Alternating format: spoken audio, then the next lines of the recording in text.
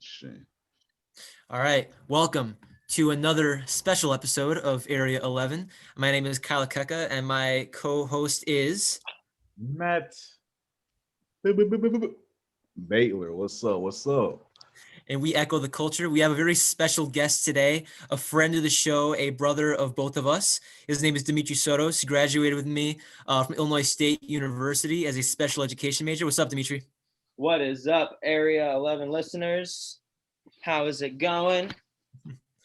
I've been graciously invited to hang out with the young legends, Kyle Keka and Matt Baylor himself, coming from the one with the stutter. It makes sense. Baylor. So We are very, we are very excited to have you here, brother. You are definitely going to be serving as a resident football expert and also Lil Wayne expert.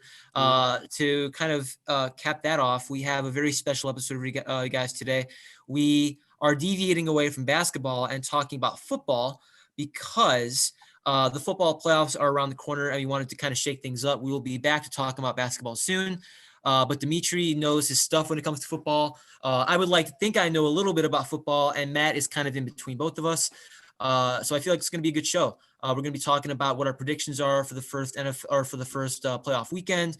We're going to be talking about our predictions for the college football playoff and other things. And we're also going to end off with a bracket of Lil Wayne songs. So you guys ready to go? yes, Let's sir. go. All right, let's do it. So, first topic that we should talk about today is what happened last week with college football. There were two games that were on that were of interest. Clemson versus Ohio State, where Ohio State handily beat Clemson, and Alabama also handily beating Notre Dame. These were the four teams that were in the college football playoff. And do you guys want to start talking about the Clemson and Ohio State game? Just kind of your thoughts and what kind of went down in the game and why Ohio State won by so big. Mm-hmm. You can go to me. So I mean, I'll start off by saying Who that wants to go first? just by looking at it, Trevor Lawrence for me is a phenomenal quarterback. He will definitely be in the NFL, whether he goes into the draft this year or next year. But my thing with Trevor Lawrence that I've noticed is that he's a phenomenal quarterback. But what I have noticed is that in championship scenarios, I think he cracks under the pressure. What I've noticed is that he does phenomenal during the regular season, but then in a championship scenario, I think he cracks under the pressure. But I did read, this definitely goes under conspiracy theory with the game, but there's a lot of people that are online saying Trevor Lawrence lost through the game on purpose. And the reason being for that is that if he goes into the draft going into this year's draft, we all know who has the number one pick, Jacksonville Jaguars. There will be looking for a QB. Ohio State's quarterback is entering the draft as well, if I'm not mistaken, after this season. And people are saying that Trevor Lawrence may have thrown the game to lower his stock in the draft because if you notice, the first two picks go to Jacksonville and then the Jets. And then picks 3 through 13 aren't really looking for quarterbacks. They have their quarterbacks kind of figured out. Yeah. And then number 14 is the New England Patriots with Bill Belichick. So that's what I've been circulating around the internet. I don't know if it's 100% true. I kind of am going more on the line of I think he cracked under the pressure of it all. I'm not one to believe in stuff like that. I do think it's interesting though, for sure. That is kind of an interesting storyline to say the least. I think Trevor Lawrence, we haven't seen a quarterback prospect of his caliber since Andrew Luck. Just his size, his pocket presence, his ability to throw the deep ball. I think is going to be a really, really good NFL quarterback.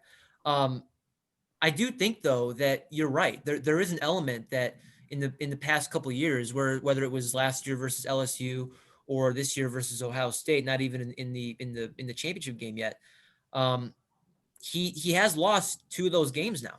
Right. Where he did win freshman year, but then sophomore, junior year, he didn't live up to their lofty championship winning expectations. So I do think that might be a little bit of something there, but I think with NFL coaching and him also becoming older, I think he's only maybe 20 years old. He's I 20, 21 years old. I see a Super Bowl or two maybe in his future because he's that talented of a quarterback prospect. But we'll have to see how Jacksonville crafts their roster around him. Matt, what do you have to say about that? Yeah, I think like you said, he's going number one for a reason. I think obviously this isn't the way that he wanted to go out, especially his last year at Clemson. But I do think the future is bright for this kid. I feel that Jacksonville is a good spot for him. Obviously, they're in need of a quarterback, and I think that as this Jacksonville team, you look at what do we need right now at the very moment, and they need somebody to lead them every week. So I think once you get Trevor Lawrence as your QB1, you start to build around him, and you start getting wide receivers, then your offensive linemen, and then you kind of see what you need from that point forward. If you need more help in the offense, defense, that's up to them. But I do think that them having the number one pick locked down, it's no doubt that that's what they need to get. Obviously, I'm a Michigan fan, so I was cheering for Clemson, and they let me down. But hope is still alive because I had Ohio State's playing Alabama in the championship, as we all know. Roll Tide. You know what I'm saying? And I'm not a fan of Alabama, but if they're going against Ohio State, they better roll Tide onto the Buckeyes. So, well, that's an excellent segment into our next conversation then, because we want to talk about what happened in Alabama, Notre Dame. So I'm going to start this off by saying that why is Notre Dame even in the conversation for being in the college football playoff? wow. I have yet to see, and you guys can explain upon this further. I have yet to see a valid explanation as to why they even sniff the top four spots. If you tell me that with a straight face that Notre Dame, an independent, I believe, team is better than Oklahoma, Florida, any other team like that, I call bullcrap. I just don't think that a team like Notre Dame, for as good as they are at their level of competition, and they are definitely a very good football program. I'm not trying to say that they're not, but for them to go up against Alabama, it's not even fair at that point. Bama is a machine. Nick Saban is a robot of a coach, and they have top recruiting classes every single year. So that's what I'll say about that. I think Notre Dame just ran into a buzzsaw. I don't think there's really much else to be said, but I'm curious to see what you guys have to think about that.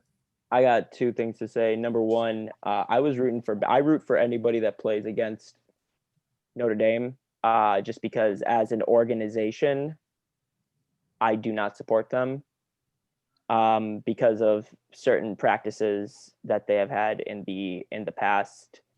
I don't know if you guys are too familiar. They had a player who I forgot his name, but he played for Notre Dame. I'm pretty sure he won them a championship. He was on the board for the school, big guy. And then because of what he played at Notre Dame, he ended up he had a traumatic brain injuries as in relation to concussions and things like that, things that would have come out about football. Mm-hmm. And he ended up losing his business, going bankrupt. And the school basically kicked him off the board, and the football program abandoned him, basically left him out to dry. And he ended up dying broke. So because of that alone, as an organization, I don't like Notre Dame. Also, they were notorious for shady, not exactly playing to the rules. There's, they've had a lot of stuff. So I'm not a big fan of Notre Dame to start with. But like you said, Kyle, they ran into a buzzsaw. There was a saying for prior to this year that Alabama starters for Alabama could play against the lower tier NFL teams and win. That if Alabama was a pro team, I think they would do pretty well in the NFL. They are a well-oiled machine. They are a dynasty. whether people want to talk crap or not, Alabama as a college football team is a dynasty. They And certainly are. I'm not sure. It's interesting that you said that though, because there was a story that came out several years ago. There was this like huge hypothetical thing about whether Bama as a team would be able to beat the lowest team at the time, which I think actually might have Cleveland been Browns. Jacksonville. It was the Or Cleveland Browns. yeah, it Yeah. could have been. And I want to say that the NFL team, for as bad as they were, still opened up as heavy favorites. I think I saw something like that, like several years ago. I'm not saying that Bama isn't good, but for them to play even the Jacksonville Jaguars, I still think Bama would get beat pretty handily. I think you and I are gonna have to agree to disagree on that one, my friend. Okay, all right, Matt. What did you see in Bama Notre Dame? Well, as you said, the final score was 31-14. And kind of going back to the whole, year in and year out, they always make the top four coming to the end of the season. And including this year, they are currently 0-7 in the playoffs. And I was telling Kyle, it's not like they get into the playoffs and they're losing by a field goal or a touchdown. They're getting blown out. And it almost makes me think, I know Notre Dame is one of those schools where, they have a good football program, one, but they also have the name of Notre Dame. And I feel that kind of persuades, the committee to put them, top 10 start of the year, and they always find themselves getting lower and lower as the year progresses. Yeah. But the thing that I kind of don't, agree with is the competition in which they're playing. To me, they're not top tier schools. Schools like Wake Forest, Syracuse, Duke, they're not football schools. And that's why, we see Notre Dame going undefeated or losing at most. I think maybe when they lost was to I believe Clemson, which was their very last game of the season. But they played them twice, and earlier they beat Clemson, but they beat them because they didn't have Trevor Lawrence. I was just gonna say that. Yeah, that was kind of like a false victory at that point. Exactly. So it's I don't completely agree that they should be top four. Now you can't knock a team winning. A win is a win, but the fact that the committee puts them top 10 and then coming to like the end of the season top four, I don't think it's fair for other schools like Kyle said, Florida, and those schools that finished the 5-6 spot. Let them give a chance to show their football, and if they don't pan out to be what they're made of, then you obviously keep moving forward in the next upcoming years. But Yeah. I that's my take on Notre Dame, and honestly, I mean, like we said, I feel Bama is going to go crazy on Ohio State. And yeah, I have basically what I want to talk about also with Bama and Ohio State in specific is that Alabama played a ranked Georgia, a ranked Florida, and Notre Dame, and now Ohio State. Ohio State, on the other hand, has played Indiana, Northwestern, Clemson, and now Alabama. Some may argue that SEC is a bigger powerhouse in football, but I don't know. I mean, the Big Ten to me is on the come up when it comes to football, and now more and more teams are starting to show that they belong to compete with the schools like the SEC and the ACC. So, we should see. So, yeah. I find it tough to bet against Bama in this one. I admit I don't know incredibly, a whole lot about either team, but just the way that Nick Saban just coaches that team and the way that Bama just has talent oozing out of every angle of that out of that program.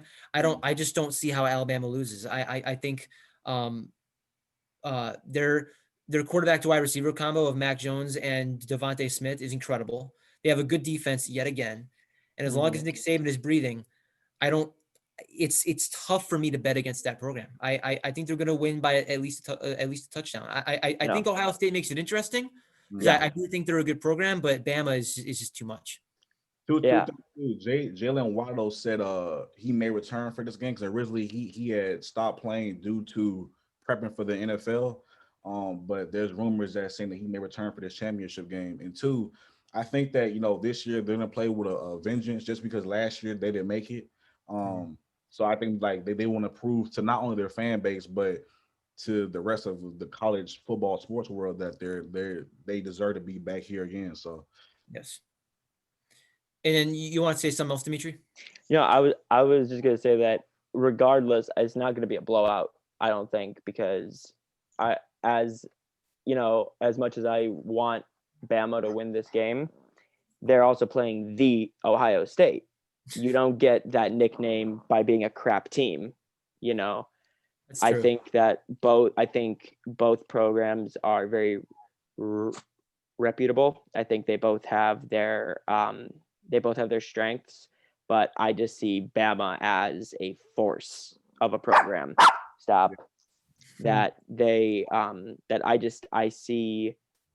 I see it probably winning by a touchdown, maybe 10 points, but I don't think it's going to be like a complete blowout, like 4 touchdown game. I think it's going to be between 7 and 10. yeah, Okay. Ohio State is definitely is ready to play. Like I don't. Last year, obviously, they feel like they got robbed by losing to Clemson, and now that they beat Clemson this year, they know what's to come, and they're preparing in every way they can. So, All right. Well, now that we've talked about college football, we are going to transition into some NFL headlines. We have some headlines that we want to talk about that that some NFL fans might have on their mind heading into the postseason. First one being the dilemma of the Pittsburgh Steelers. So they were a team that started out super hot. They were 11-0. They ended the year, I believe, 12-4. Didn't end lost on 4 of their last 5. They did not. Yes, they didn't end on a very good note. And some in the media are claiming that the Steelers may be pretenders heading into these playoffs, even though that they won their division. So I'm going to start with Dimitri. So I want to know: do you believe in the Steelers, or do you not believe in the Steelers, and why? So first of all, I would like to start by saying I started Pittsburgh's defense for fantasy this year, and the first 11 games of the season, they were giving me between 10 and 14 points a game. And you start with 10. So I wasn't losing points because of interceptions and fumble recoveries and whatnot. What I saw the last 5 games was extremely confusing to me, how a team went from being a top tier defense to just, I think it's a mix. I think maybe I think they went into their 12th game a little cocky, because if I'm not mistaken, I think they were playing the Jets in week 12, or no, that'd be week 13 because of the bye week. I can't remember which team they were playing. I'm pretty sure it might have been it was a lower record team. And I think they got cocky and they lost, and then that threw them off for the rest of the season. I think it's inconsistent. They're inconsistent. I think Roethlisberger has been inconsistent I think every aspect of the Pittsburgh Steelers has been inconsistent. They also had, if I'm not mistaken, I think they had a fairly easy schedule the first 11 weeks. They had one of the easier schedules. And then the last 5 games, they couldn't bring it together. I see them going out first round. I see them going out on Sunday in the wild card round. I don't see them going far. Yeah, what's interesting about Pittsburgh to me is the whole schedule argument is one that you can take either side on, and I can see the logic behind it, because on one hand you have to play the schedule that you're given. On the other hand, there is definitely such a thing as really not proving yourself that much against top tier teams. Now, in Pittsburgh's case, they did beat Baltimore twice. They did beat Tennessee once. But what I have to say about that is that Ben Roethlisberger, to your point, Dimitri, he was not good the last couple of games he played in. He looked like he just looked flustered. He didn't look like Yeah. he was regular Ben Roethlisberger. They also ranked last in the league in rushing yards this year, which does not bode well.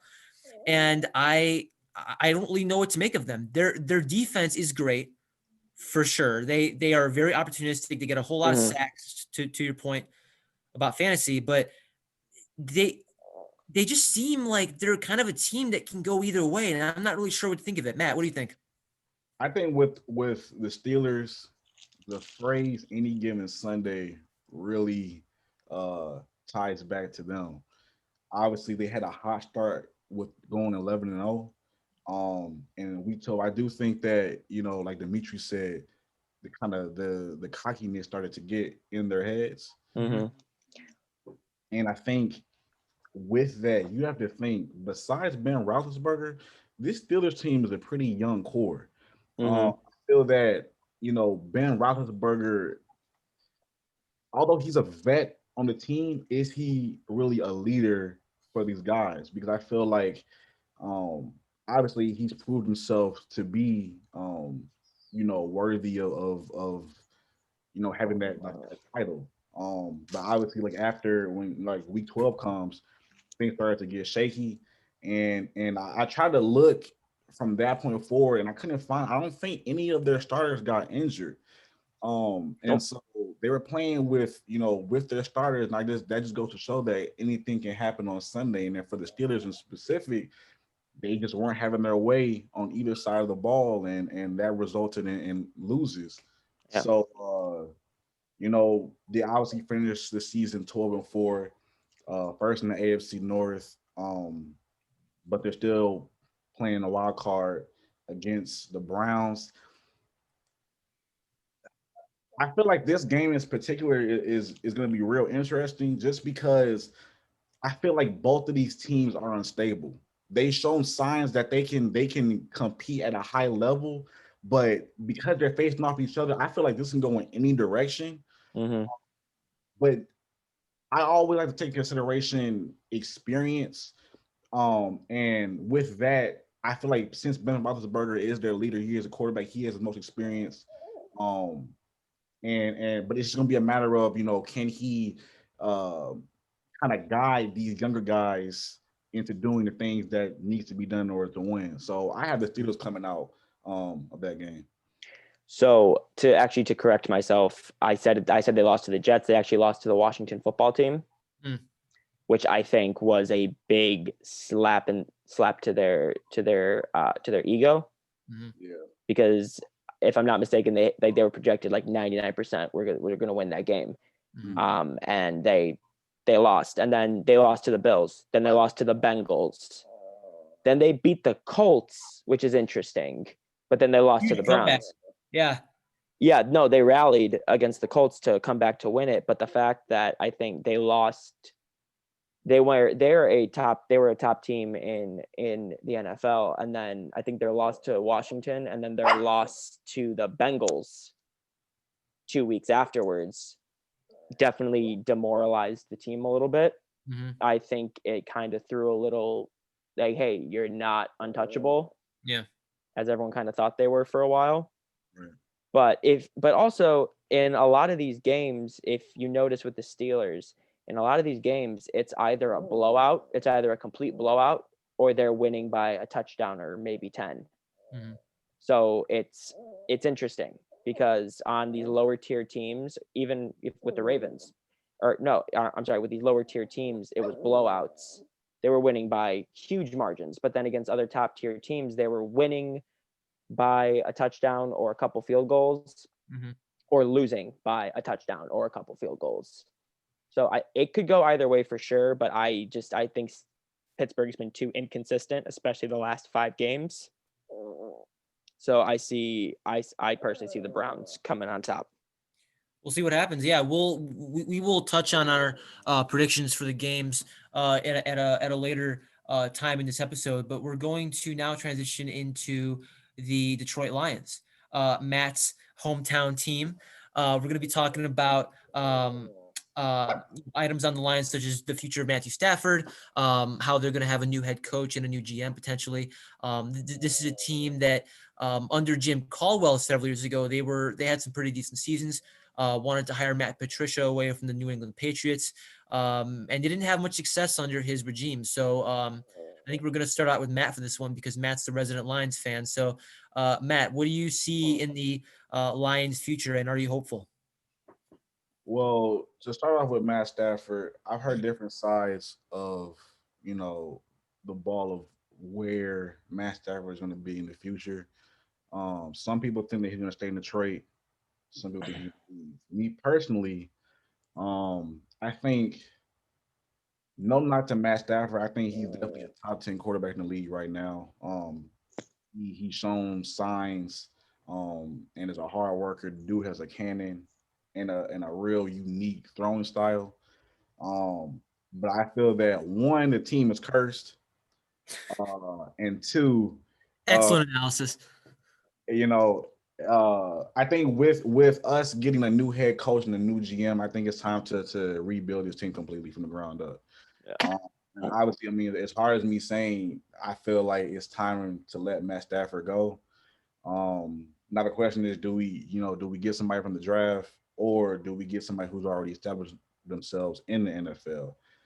That's not up to me. That's up to them. Obviously, both ways has its perks and pros and cons. But I think things that are coming up soon is looking for a head coach. Me personally, I know that they talked about they've interviewed former Bengals head coach Marvin Lewis. They've also interviewed the Chiefs offensive coordinator Eric Bieniemy. Me personally, that's my favorite just because of his success with the Chiefs. I know that he's gotten good, um, recognition and praise from where he's at right now by his coaching staff over there in Kansas City. Um, Also, Robert Sala, which is the 49ers defensive coordinator. He's been a high recruit over there in Detroit. Um, so those kind of guys that I think that has the most potential to rebuild this Lions team. And as far as GM, the one person I've been seeing recently is the Seahawks GM. Um, Obviously, when I'm not cheering for the Lions, I'm cheering for the Seahawks. That's like my backup team. And the success that he's had not only this year but in prior years, I think he's done a good. Obviously, we all remember the Legion of Boom, and I think that we can credit him to getting those guys and putting them together to create something phenomenal. So as far as a new GM, that's who I want personally coming to Detroit. But yeah, I mean, we'll see what happens. Um, I know that personally, I think we have the seventh pick this year in the draft. Mhm. Some mock drafts been saying that we might get Jalen Waddle, wide receiver from Alabama, or Devontae Smith. And honestly, I'm not mad with either of those picks. I feel like, if I'm praying that we re-sign Kenny Galladay. Um, he's a young kid, probably I think the third, fourth year in the league, and matching him up, kind of him being a mentor to one of those guys that's coming into the. If we get those guys, I think that'd be a nice duo in the NFC North, I believe. Um, and then, like I said, then plus getting a new thing just in the future for the Lions. Um, and if not, you know, I'm back to blaming the front office and its curse. I will be right back. Okay. Blaming the front office. They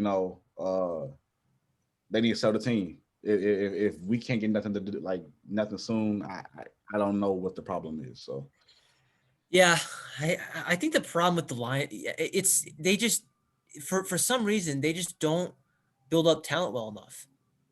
I don't know what it is. I mean, they have not really been now. They, in my opinion, they should have kept Jim Caldwell. yeah, Because I mean, the Lions had some of their most recent, best success under his tenure. I think the Matt Patricia hire, for as good-hearted as it was and well-intentioned as it was, it just didn't work out. And I think that for the Lions, I think having a guy like Jalen Waddle or Devontae Smith to pair alongside Kenny Galladay if they re-sign him, we'll see how that all works. I do think the Lions have potential if they hit the right spots in the draft this year. But we will see where it goes. I wanted to head into our next segment, which is talking about Aaron Rodgers. I'm going to be I think Dimitri's going to handle this one because Dimitri is also our resident Packers fan for this episode. We I kind of just want to talk about his legacy. He's probably going to win MVP this year. We'll touch on that later. And if he wins the MVP this season, it will be his third one. He has one Super Bowl win, and he has a decent chance to win one again this year. Mhm. What do you think? How do you even come to terms with how great this man is? He is unbelievable, and this is a Bears fan saying it. Mhm. He is great, Uh-huh. outstanding. How do you cope with his greatness? Okay, so I think Indulge us. to start, what I got to say is that Aaron Rodgers this season, I think, proved himself to be not just one, I personally think the best quarterback in the league, but I'm biased because I'm a Packers fan. But I think he proved himself to be one of the greatest of all time this year, because of the fact that when Davante Adams got injured and he was out for 2.5 games. So he was out for 2 full weeks and then half of the third week. That's his number one guy. If you look, he's thrown more passes to Davante Adams than he ever did to Jordy Nelson, than he did to Randall Cobb. Davante Adams is his number one go-to. They're just in sync. They know each other. When Davante Adams got injured, and he had to be out for 2 weeks, it forced Rodgers to go to his other receivers more. He had to. That's where we saw Robert Tonyan kind of start to break through because he was going to the tight end. You saw him even passing to Aaron Jones. You saw him passing to all the other receivers. And I think it made him diversify his portfolio, to say, because now if you watch the game, even if he doesn't throw to Davante Adams the entire game, he's still, he can throw to anybody. And I don't think that's something you see in a lot of quarterbacks nowadays. Yeah. That he can literally throw to anybody and he's going to land and he's going to get it to that mark every time. I think there is no other option for MVP at this point than Rodgers. He has if I'm not mistaken, he has the best passer rating in the league right now for quarterbacks. The fact that he has broken his own record he's in the top 3 spots, if I'm not mistaken, for touchdown or in franchise history for the Packers. Rodgers has either holds the record for quarterbacks or he's up there. He's getting there. Mm-hmm. I just think that Aaron Rodgers, he's going to be the MVP. I see him. This is the team that the Packers can win the Super Bowl with this year. I 100% am betting the Packers go to the Super Bowl and win. This is the year for them to do it. I think they have the best. Their defense has stepped up. I was a big critic for a long time with our lack of defense our lack of rush defense. That if you got the run game going against us, we were screwed. Mm-hmm. We couldn't stop it. And then the Tennessee game gave me hope when we held the number one running back or one of the top running backs in the NFL to less than 100 yards. Mm-hmm. That to me was huge. Yeah, it and to your point, it definitely does seem like Green Bay is the most well-rounded I've ever seen them personally, because I've been watching the Packers for years as a Bears fan, and for the longest time, especially in the middle of the 2010s when Rodgers was at one of his peaks, the Packers just did not have good defenses. No, they didn't. They had good records, but they were not feasible championship contenders because it was basically Aaron Rodgers and everyone else. For the past couple of years, they have drafted very well on that side of the ball. They have impact players on both sides now, not just the offense. And I think the Packers do have a shot.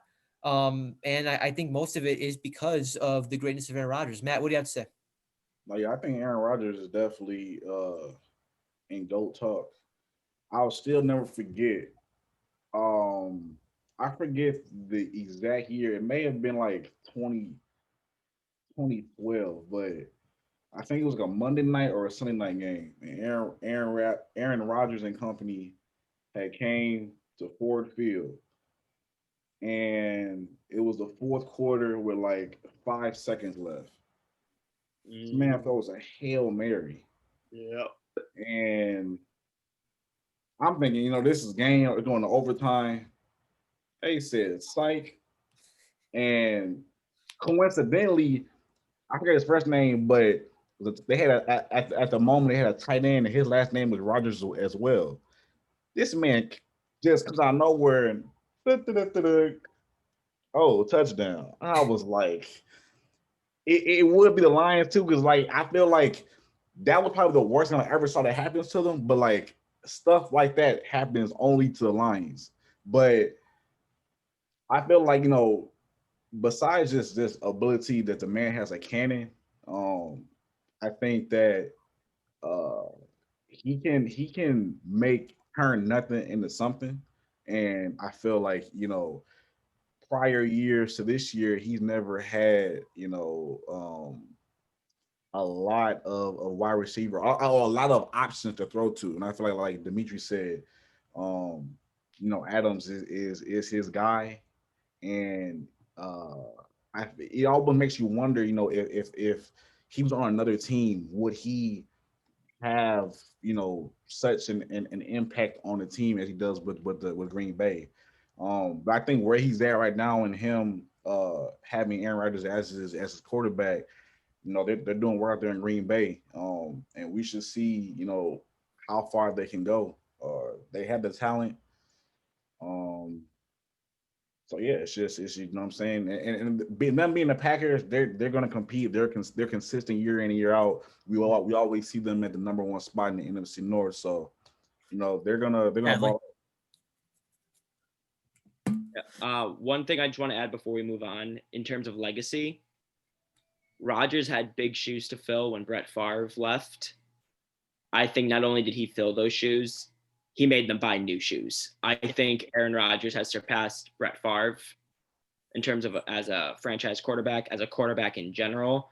Not to dive too much off topic, but Brett Favre, in my opinion, disgraced his legacy when he went to Minnesota, because he did it out of spite. He didn't do it because he still wanted to play and wanted to compete. He went specifically to the Vikings because they were playing the Packers. They play the Packers twice, and he was mad that they chose Rodgers over him.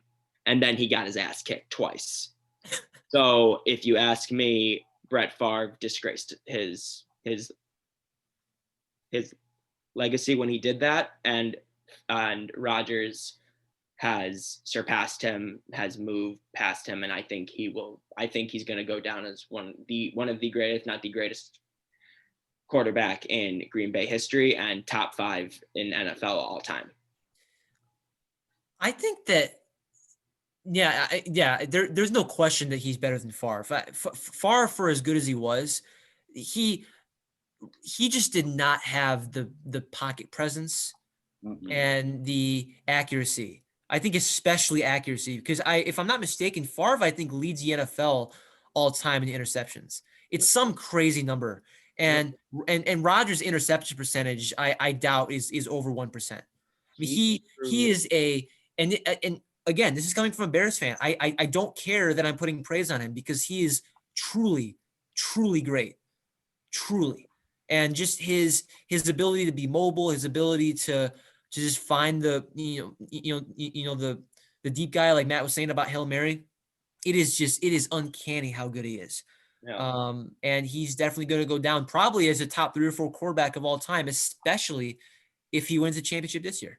And I think he has the perfect team to do it. I think, again, when you have Adams and Aaron Jones, the fact that he has Devontae Adams at wide, and then he has Aaron Jones, who, I don't care what anyone says, he has had a couple of off games this season. He's still run for over 1,000 yards. He's a good running back. He's not as good as David Montgomery, but he's still pretty good. No, he's not.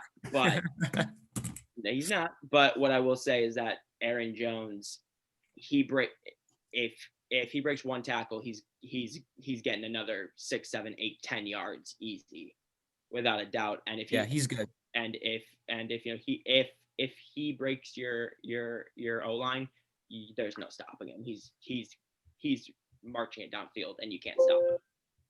Yeah, he's a good running back. I've seen a couple of games from him. He's pretty elusive. I do like his game. So with wrapping up Aaron Rodgers' legacy, we're going to move on to our second to last NFL major headlines. We're going to go into our MVP picks. Kind of talked about it a little bit with Aaron Rodgers.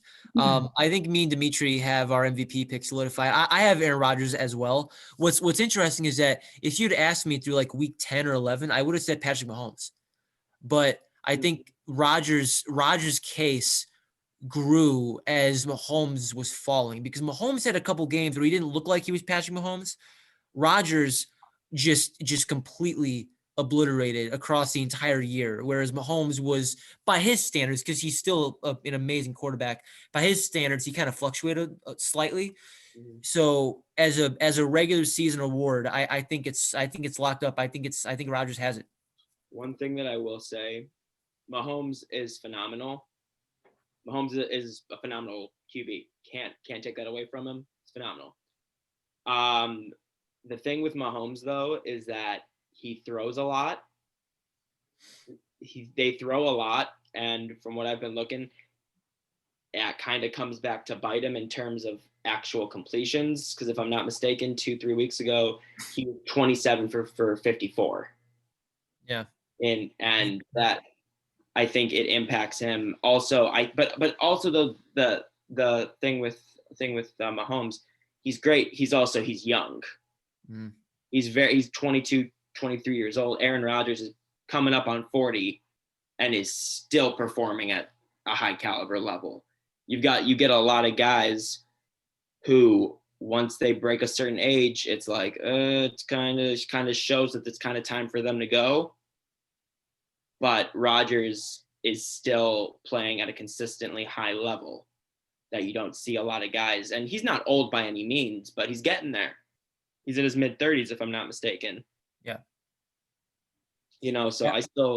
I think Rodgers, clear choice. Okay.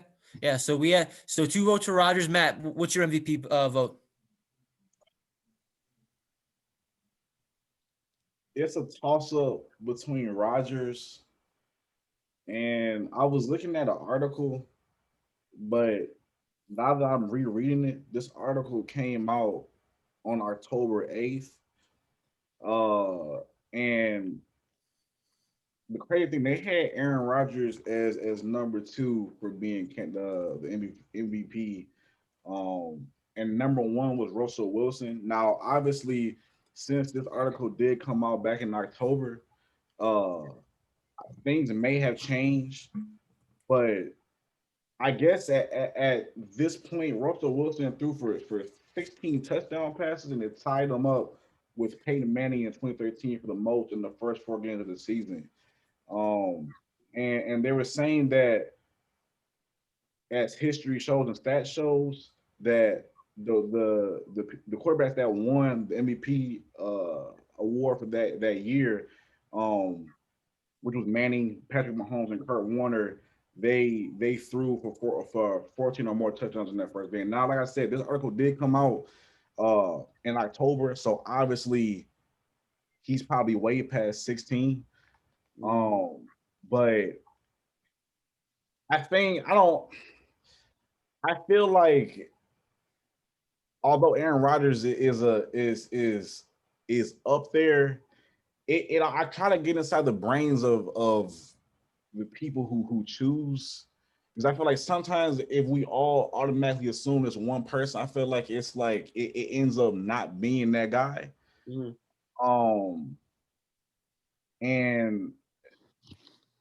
I feel like both of them are incredible quarterbacks, but I might have to toss this up, but I feel like Aaron Rodgers being Aaron Rodgers, feel like he has the slighter hand in being the MVP. But I wouldn't be surprised if they gave it to Wilson. So we'll see what happens. We'll see what happens. And both of these quarterbacks are in the playoffs. So it's not like one is above the other. They're both, as they say in the football world, everybody is 0-0. No, there's no wins, there's no losses. So Yeah, and that's an interesting case. I do think that Rodgers will still win it. I think the case for Russell Wilson you could definitely make though, because Russell Wilson, he doesn't have the help, and I'm sure that Dimitri can expand upon this. He doesn't have the help this year, at least, that Rodgers had. I mean, he does have DK Metcalf. He does have Tyler Lockett. If I'm not mistaken, though, their offensive line is not very good, and their defense is not really top tier either, like Green Bay's is. right. You could make the argument that Wilson had to do more with less this year, but I do think that I still think that Rodgers is definitely the man to lose this award this year. I do think the case for Wilson is strong, but I think Rodgers was just too great this year for anyone else to win it over him. But Yeah.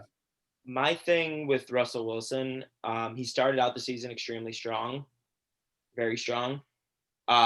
He has declined. He did show a pretty I don't want to say significant decline in the last half of the season, but was not performing at the same caliber that he was in the beginning of the season. I think he underutilized Tyler Lockett. I think he realized that, because if you noticed in the last game of the season, they rallied back and won in the last quarter because he targeted Lockett a lot.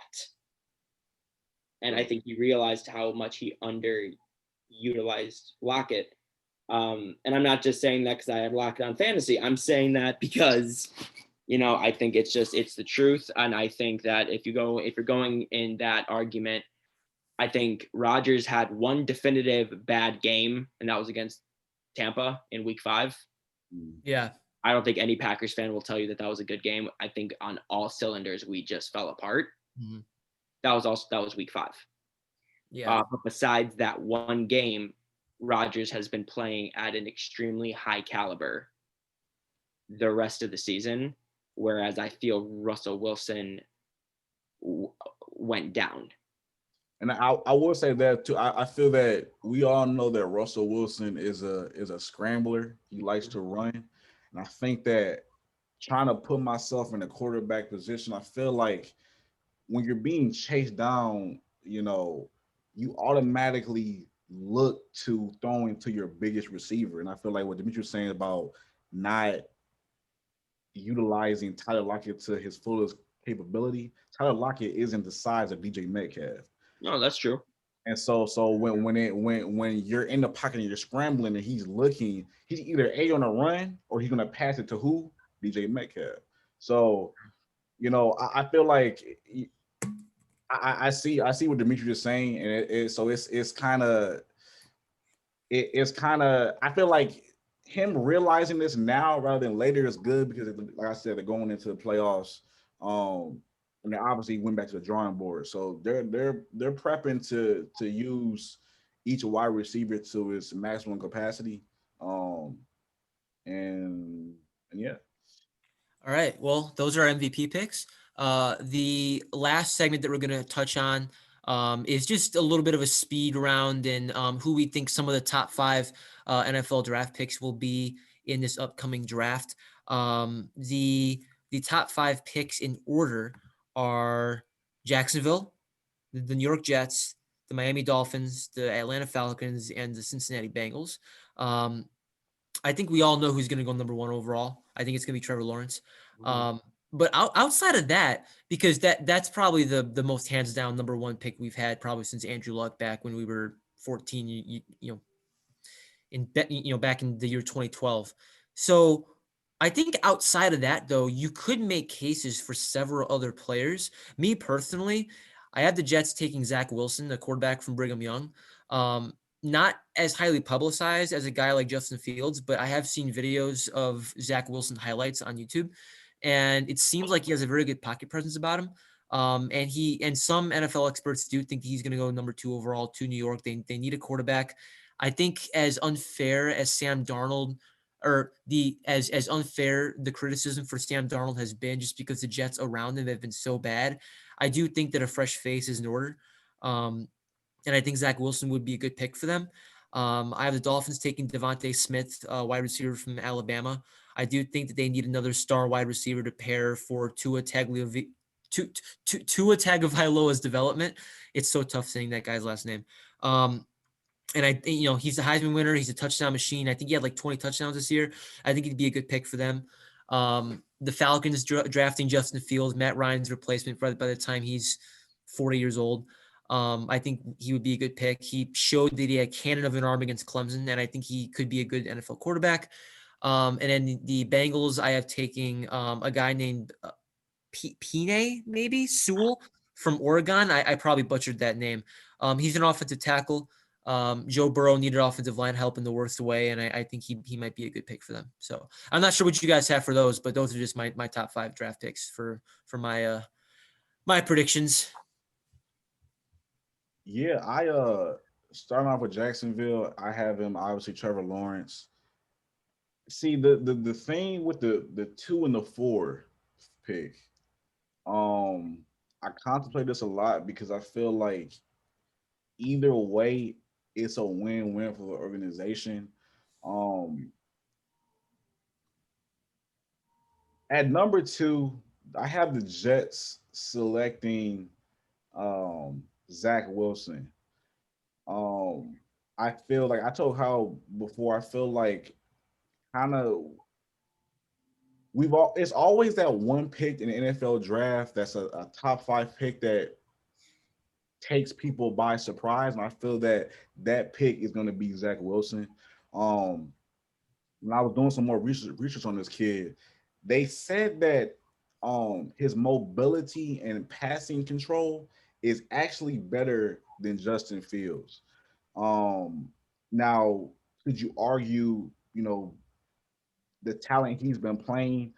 I mean, yeah, but I feel like that everybody struggles with that. And if he's better in that department than Justin Fields, like, why not?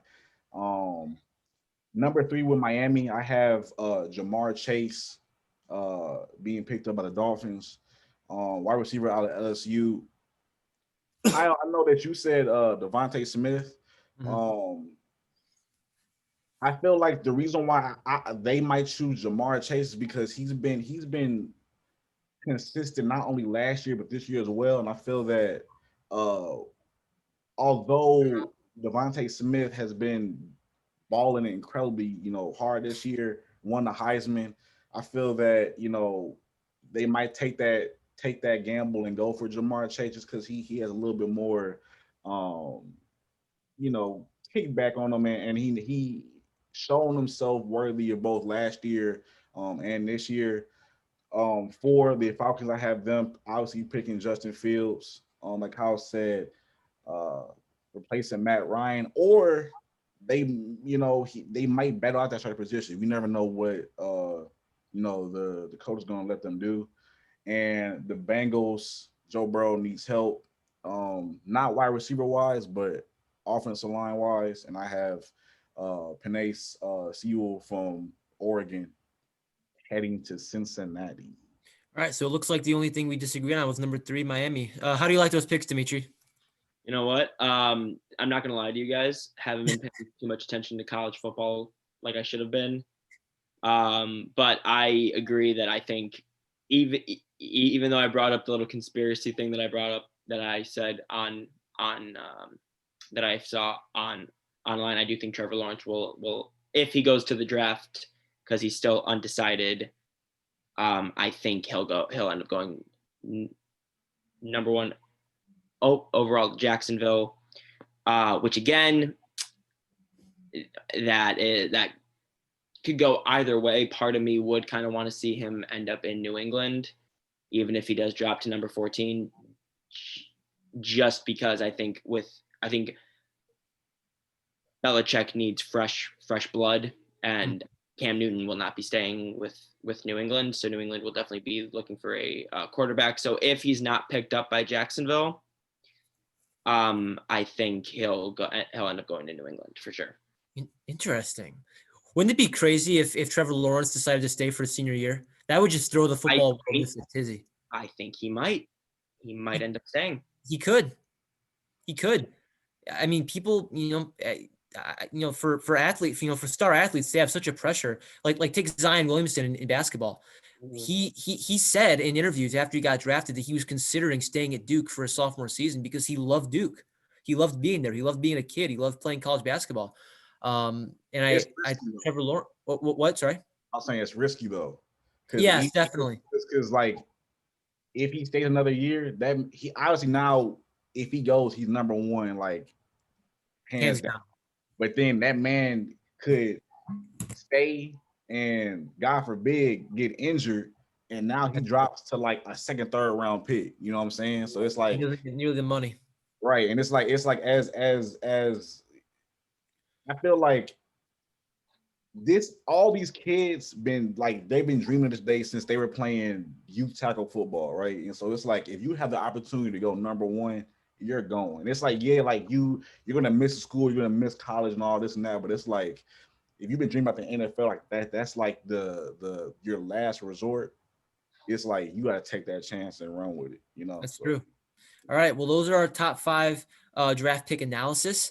Hopefully you guys like that. Now we're going to go into our speed round for our wild card weekend predictions. We're going to start with the AFC because they were the much better conference this year. So the Kansas City Chiefs have a first round bye, with them being the best team in the AFC this year. Just a super quick blurb into why you guys think each team is going to win each game for each game. Bills and Colts. I got Bills. I love Josh Allen. He's too versatile. Yeah, he's an MVP candidate. Too versatile. I don't think he's going to win MVP like we already mentioned, but I think he's an MVP candidate, probably top 3, top 4. And they hung 56 on the Dolphins. I think they're entering the playoffs hot. Matt, what do you think? Yeah, I got the Bills as well. Like I told you before, they started to turn up 2018 and they never looked back since. Yeah. I feel like at that point they've grown. Adding Stephon Diggs this year was a huge plus. Yep. That gave, I'm blanking out. What's his quarterback name? Josh Allen. Josh Allen gives him a huge weapon to throw to. And their defense can do the job too. So I think all around they're gonna definitely come to ball. And it's no disrespect to the Colts. It seemed like the Colts has made it, in this spot for the past 3 years. It seemed like 2-3 years. But again, we're talking overall talent. The Bills have them beat. I feel like in every position. So, all right, Steelers, Browns. I got Browns. I really want the Browns to go far, just because they're the Browns, and I love Baker Mayfield. I think he's not a bust like some people say he could be, and I think the Steelers are inconsistent. So that's my blurb. I got Browns. Sure. You got exact same. I think Pittsburgh's last 5 games been too inconsistent. They lost to the Browns last week. Yeah, and I see the Browns beating them again. All right, Matt, what do you got? I got Steelers just because they lost to the Browns last time. I feel like it's any given Sunday. I'm still keeping that in my mind when it comes to this team. I feel like just because they've been inconsistent, but I feel like they won't go far. But for this wild card game, they're gonna turn back on that fuel, and they're gonna beat the Browns. Okay. And the last AFC prediction for the wild card weekend, we got Titans Ravens. I think this one's going to be close. See Ravens. For as much as I love Lamar Jackson, I got Tennessee, and I have Tennessee because I love Derrick Henry so much. The man just eclipsed 2,000 yards rushing. What's funny about this matchup is that these are the 2 best rushing teams in the entire league. Yeah. Which I think is kind of an intriguing storyline. I got Tennessee. again, for as much as I love Lamar, I think Derrick Henry is going to give him a huge boost, and I got Tennessee. Meech? I personally got Ravens. I think Lamar Jackson is one of the best rushing quarterbacks that the league has right now. The man can run the ball, and he's not sliding after 10 yards. He's going. Yeah. And he can continue to go. So I think that it's not going to be a close game. I think it could go either way. But personally, just from what I've seen this year, I personally am going Ravens. Okay, Matt. Yeah, I'm gonna have to agree. I think this is gonna be a real close game. This was actually hard to choose because I feel like both of these it's even killed. Obviously, the Titans finished first; they finished second. But I think having Lamar Jackson at the quarter at QB1 is a huge advantage. And I always take into consideration experience. That man's ticked off. That whole team is ticked off because they lost last year. So I feel like that's going to give them that kind of the boost to give them over the hump when they versus the Titans. So, all right, NFC, the much I think all things considered probably the weaker conference this year. We got Dimitri's Green Bay Packers as the first round bye. The first matchup that we're going to go through is the Saints and the Bears. Saints. I want to say the Bears, but it's going to be the Saints. I don't believe in the Bears. And the Saints have Alvin Kamara, have Alvin Kamara, who I love. Exactly. I got Saints. It's not going to be close. I'm saying Saints for sure right now because they have Drew Brees healthy again. Yeah. And if Kamara tests negative for COVID and can come back to the game. Oh, I forgot about that. Yeah. So even if they don't have Kamara, though, I still think they'll be fine because, and I'm not saying that just because I'm a Packers fan and they're our rival. I'm saying that because watching that game against the Packers, and I think Packers and Saints are at a similar level this year in terms of competitiveness. Yeah. The problem that I see with the Bears is that they held on to the ball for over half of the game. They had possession of the ball for over half of the game. Their strategy was to neutralize Rodgers, keep Rodgers off the field. Yeah. They did that. They kept him off the field for over half the game. And yet they got one touchdown. I think the Bears have one of the worst offenses in the red zone. They do. I think Mitch Trubisky is very good at short play action plays where he sets it up and gets rid of it quick, which is fine. It's what works for him. It's what's been working for him the last 5 games. Good job. The problem that I see is that they cannot execute in the red zone. I'm still pissed off that King didn't intercept that ball towards the end of the first half because it was right to him. I don't see the Bears. I genuinely think this will be a blowout just because I don't think because yes, the Bears did beat the Saints this year, but I'm pretty sure that Drew Brees was injured for that game. I think once you have Drew Brees on that field. I think Taysom Hill was playing that game, yeah. You can't stop him. And we'll see. I think the Saints, I'm not saying it'll be a blowout, but it's not, I think the Bears are going to have a very similar performance that they had on Sunday with the Packers. I think they're going to try to keep the ball away from Drew Brees as much as possible. They're going to try to run the clock down, but they're not going to be able to execute in the red zone. I'm assuming you say the Bears too, Matt, so we can move on. Yep. Who there? Okay. Yeah. That's all the confirmation I needed. All right. Seahawks, Rams. This one's kind of weird. I think the Rams could pressure Russell Wilson a lot just because the Rams defense has a way of doing those things with Aaron Donald. I have Seattle. I'm a believer in Russell Wilson. He's magical. I think it's gonna be close, but I have Seattle in this one. Dimitri, what do you have? I have Seattle also. Again, just because you can't ever count out Russell Wilson. Like I said, I'm pretty sure Seattle was losing that game up till fourth quarter. And then Russell Wilson came out of his shell and went crazy on him. But again, yeah, so I'm calling Seattle. Okay. You can't count out Russell Wilson ever. Matt? Give me Russell and company. Yes, sir. Like Dimitri said, you can't count them out. I think that if they neutralize some players on the Rams defense, Aaron Donald obviously, I mean, not, if they neutralize him and other key components, um, they'll give time for Russell to work and move the ball down the field. I feel like their defense can is obviously not Legion of Boom, but they can manage and I feel like they can stop the Rams offense. So I got see. And then the last one that we're going to go through in the speed round is Washington football team taking on the Tampa Bay Buccaneers. I got Tampa Bay. I think just heading into this year, I was skeptical of Tampa Bay just because I didn't know how that kind of old Tom Brady thing was going to work on a different franchise.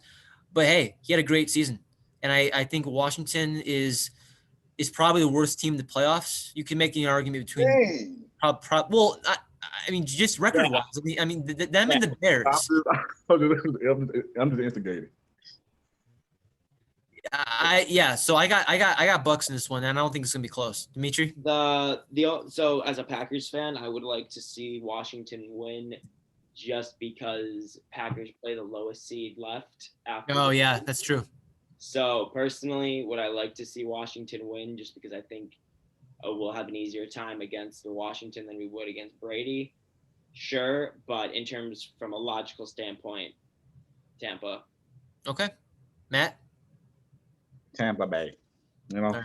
Tampa, because Brady has also started using Gronk, which he wasn't doing for a lot of the season.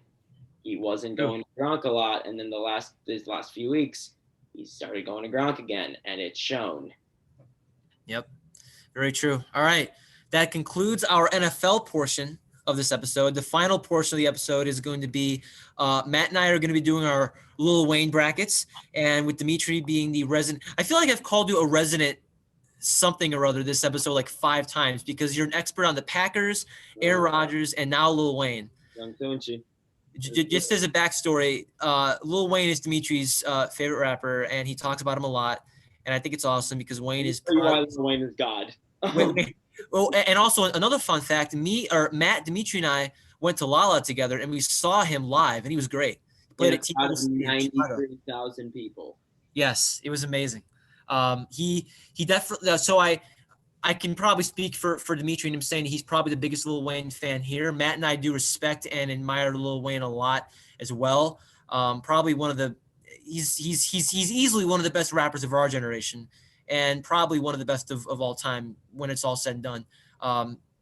He changed the game in a lot of different ways. Very, very influential with Young Money, mixtape God before Tory Lanez came in the fold. That's just my opinion though. I guess I should say mixtape / remix. He's incredible. His body of work is crazy. So, very excited to do this bracket. Matt, do you want to do yours first? Yes, sir. Let me share the screen real quick. Can you guys see this? Yes. All right, so how this is going to work is Matt is going to, so we're both going to do our brackets, and Dimitri, being the resident Lil Wayne expert, is going to be talking through our brackets and what he thinks could be changed a little bit or what he thinks is right and stuff like that. So let's get to it. All right, so the upper left-hand region, we have Money on My Mind taking on Dreams. I got Money on My Mind. Beneath that, Go DJ and 3-Peat. I got 3-Peat being the underdog. Beneath that, Lollipop and Pull Up. I got Lollipop as a classic. We all love it. Shawty, what up? Let me chill out. And then beneath that, right above it in Glory, I got right above it just because something about that song when I was in middle school, it touched my heart. Anyways, and then to the upper right, we got Mega Man and Ball Hard. This one made me think because originally I had Mega Man, but Ball Hard, something about the wordplay on Ball Hard. If you go back and listen to it, clever, Lil Wayne, clever. And then also featuring Lil Twist, You know what I'm saying? That's the only time I ever heard Lil Twist actually able to rap. That's the only song I've heard Lil Twist rap on that I'm like, oh crap, he can actually rap. It's been some stuff that's like I found like on like my mixtapes and Spinrilla that's not out there that he can spit, but on this one, I feel like this probably the most like recent song that's like been top tier that he's been on with Wayne. For sure. I had, as you guys can see, I had Ball Hard coming out. Beneath that, A Million Off Day, a milli, and then Drop the World and Miss Officer, you know what I'm saying? Kyle, I'm sorry, but I love that song so much. I had to drop it on you. I'm sorry. It's okay. I'll get to my bracket later. Shout out to Eminem. And then 6 foot, 7 foot, and How to Love. I feel like 6 foot, 7 foot to me is more versatile. You can play it in any climate. How to Love is, you know what I'm saying? You just trying to figure out how to love. So you only play it at certain times. Sad boy hours.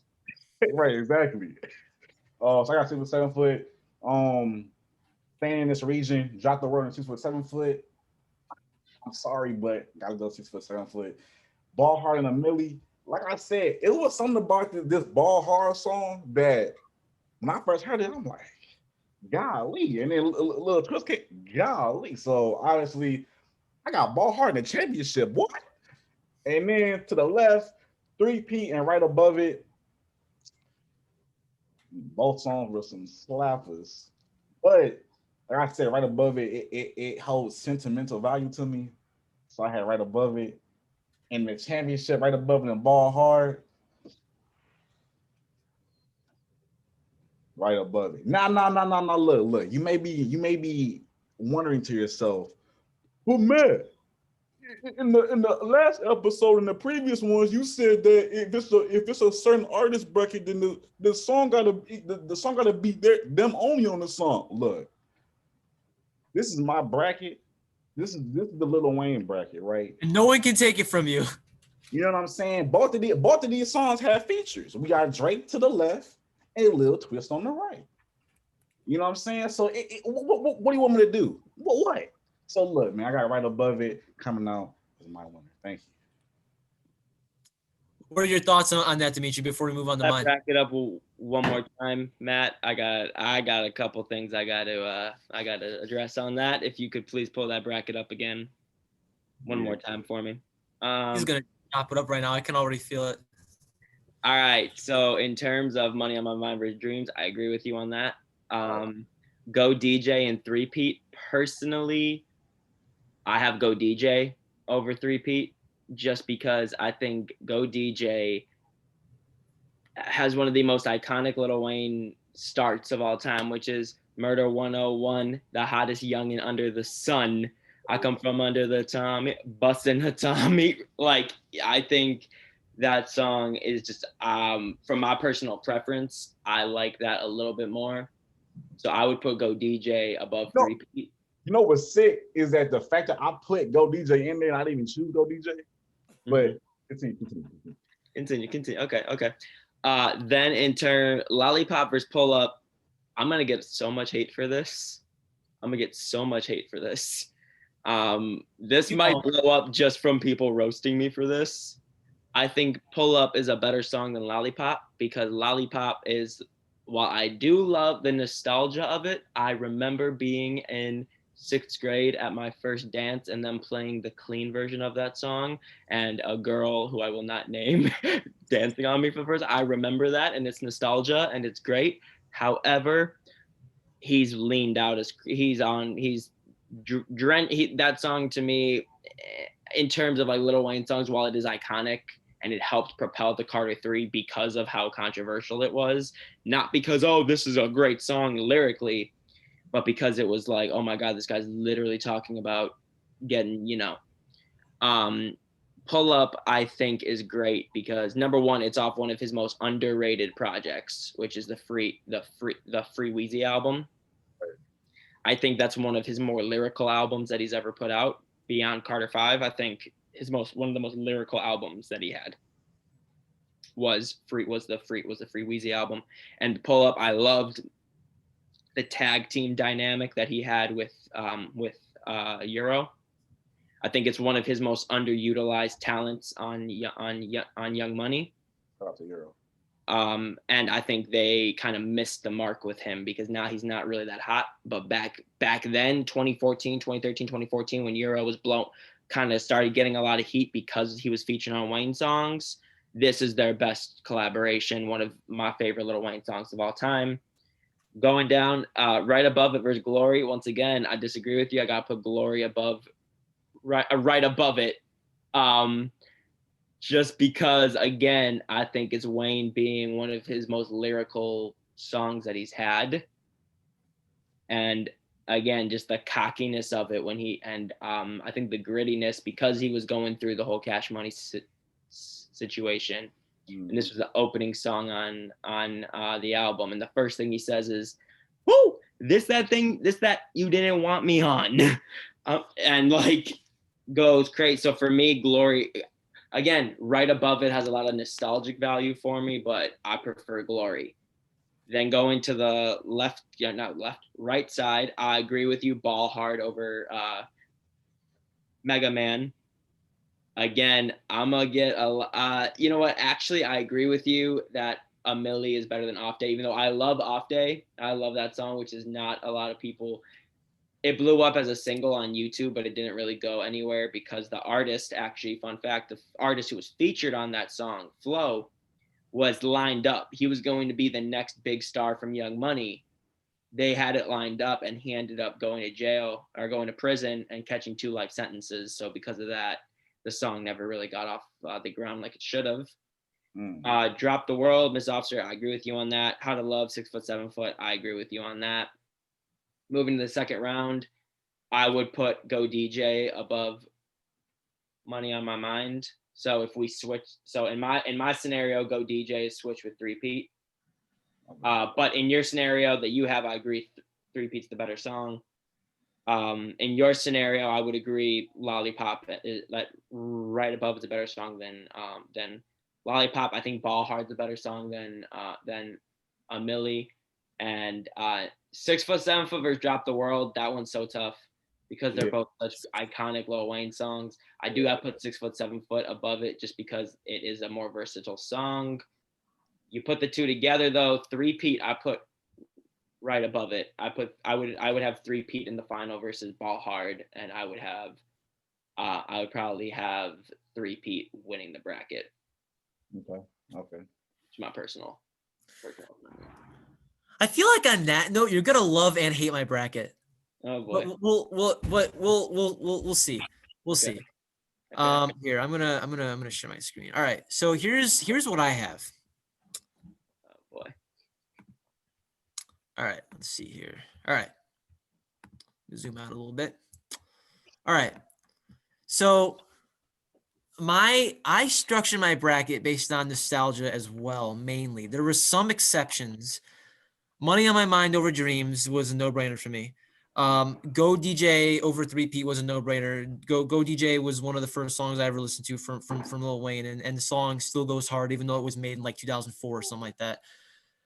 Pull Up versus Lollipop was a very tough decision, but backstory on Pull Up, I had not heard of that song before Dimitri showed it to me junior year when we were living together in college, and we would just bump that song every single day. I got the entire apartment hooked on that song. No one else can look on me. What's super funny about that song is that the only song that I knew off that FWA project was the song where he remixed James Brown, Feel Good.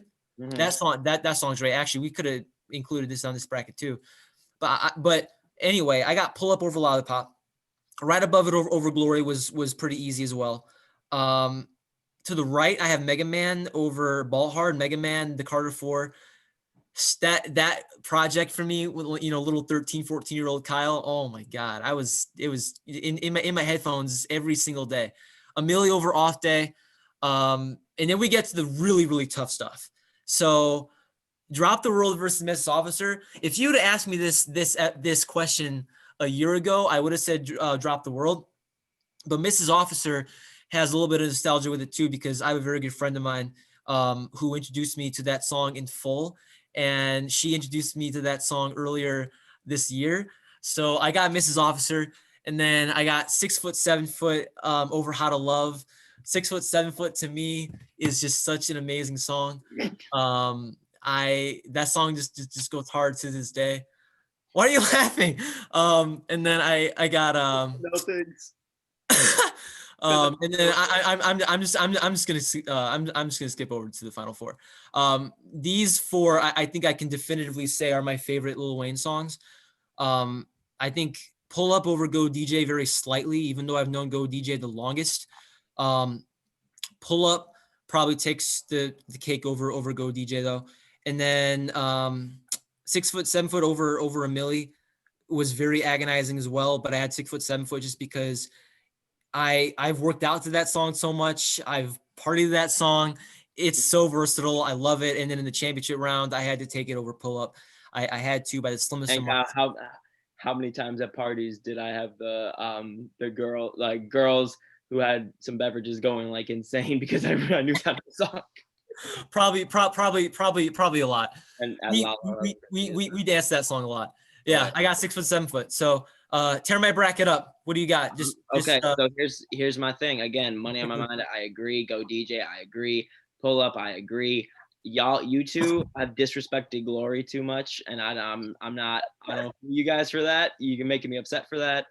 I think Glory is a better song than Right Above It. I also think Drake is overrated. So, but that's another conversation for another time. He is. Again, Mega Man, I would agree with you. I think Ball Hard is a phenomenal song, but Mega Man is just Lil Wayne in his he's in his zone, and you can't stop him when he's in that zone. You just can't stop him. So I would say Mega Man over Ball Hard, I would agree with. A Milli over Off Day. Again, I agree with it. I love Off Day, but I think a Milli just has that iconic. A Milli. Kyle, I have to ask you something. Were you taking anything when you made this bracket? Because how the hell did you put Mrs. Officer above Drop the World? Mrs. Officer is soulful, bro. I love that song. What is wrong with you, sir? Drop the World. Hold on. Let me explain. Drop the World I've listened to too much. Again, if you'd asked me this song or this question a year ago, I would have said Drop the World, but Mrs. Officer took the cake for me. Okay. I'm gonna have a talk with you later about that. 6 foot 7 foot over How to Love, I agree with. I'm not gonna lie to you guys. How to Love for me is like, Oh, I love that song, but it's not as good as 6 foot 7 foot. Yeah, so 6 foot 7 foot. Money on My Mind versus Go DJ, I would agree with. Right Above It versus Pull Up, I would agree with. Mega Man versus a Milli, yeah, a Milli is just nuts. 6 foot 7 foot above Mrs. Officer, you're smart for that. And yeah, in terms of 6 foot 7 foot versus Pull Up, here's the thing: I would put Pull Up first. Really? This bracket, just because the reason why I would do that is because I love it when rappers can have a tag team dynamic on a song where they jump in and out of verses and they're switching. I love that. I think that's something that doesn't happen a lot in rap, and when it happens, it's insane. And when it's well executed, that's why, even though I hate Yachty, I think Yacht Club with him and Juice WRLD is a great song because they're jumping in and out and they make it work. It is. Pull Up for me is one of those songs where they jump in and out, and it's, to me, Pull Up's probably my favorite Lil Wayne song. That's just preference. But I think you could have a whole bracket just on mixtape songs from Lil Wayne. You could have a whole bracket just on mixtape. We're talking albums here. Yeah. But yeah, guys, you guys need to stop disrespecting Glory. You guys need to work on that. Kyle, I think you need to do some soul searching of how in your mind you justify Drop the World is not as good as Mrs. Officer. I don't understand it. Soulful, I think I know why your justification is how it is. Soulful, my brother. I think you've lost your mind, sir. Okay. All right. Okay. But it is what it is. All right. Well, that's our Lil Wayne bracket. With with the resident Lil Wayne expert, Dimitri Sotos, analyzing it, critiquing Max is laughing. He's like, chopping this it up. kid doesn't know a thing. All right. Well, that concludes our episode for this week. We talked a lot about football, college, NFL, and like I said, we just wrapped up the brackets for Lil Wayne with Dimitri's review. So, Dimitri, thank you again for coming on, brother. Really appreciate your time. You were great. My brothers. I love you guys. And quick PSA to anybody listening: be kind, be responsible. Wear your mask. Be nice to your teachers, and make sure you drink some orange juice. There's some good vitamin C in there. And yeah, guys, just love, peace, and chicken grease. Have a good day, guys. Life tips with Dimitri Sotos. All right. This is Area 11, where we echo the culture, and we will see you guys soon. Yes, sir.